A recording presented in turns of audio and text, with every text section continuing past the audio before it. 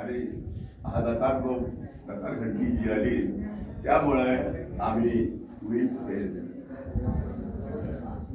आणि तो आमच्या डोक्यामध्ये म्हणजे आमच्या सर्वांच्या जाऊया यावलकर बहुकर आम्ही आणि कळमचे काही लोकांनी त्या मनामध्ये ते एक राहिलं की आपण अशा व्यक्ती करता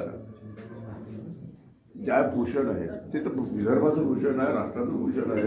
आणि तुम्हाला एक सांगू शकतो, टेक्नॉलॉजी पुरस्कार म्हणजे भारत पद्मभूषण म्हणा, पद्मश्री म्हणा, सगळं हे आहे ना, सगळं सामाजिक क्षेत्रामध्ये देण्यात आलेलं आहे.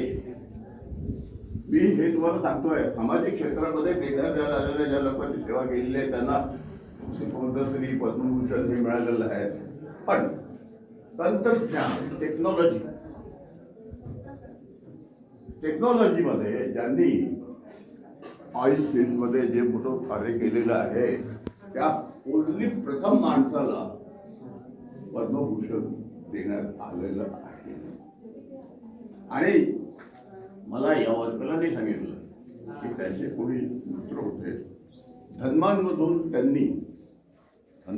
त्यांनी जिओलॉजीमध्ये त्यांनी केलेले आहे त्याने.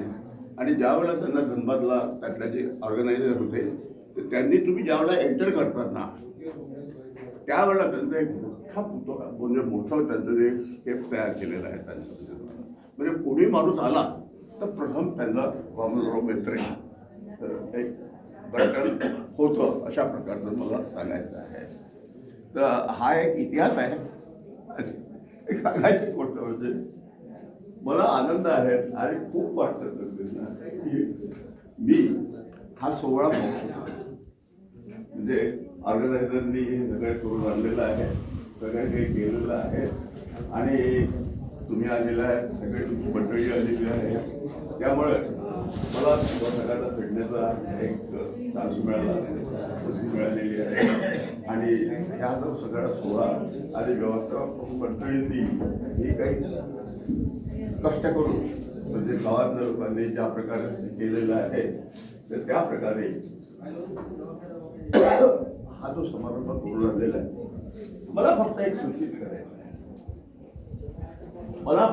सूचित करायचं आहे आणि माझ्या दृष्टीतून ते फार महत्वाचं आहे की तुम्ही जे काही तुम्हाला मंडळींनी तुम्हाला कॉन्ट्रीब्युट केलेलं आहे, हा काही सोहळा करून आणलेला आहे, सगळं काही खर्च झालेलं आहे, पण त्यांच्या नावाचं एक स्मारक एक स्टॅच्यू बस हा शाळेमध्ये लावायला पाहिजे. कारण येणाऱ्या पिढीला तो पाहिल्यानंतर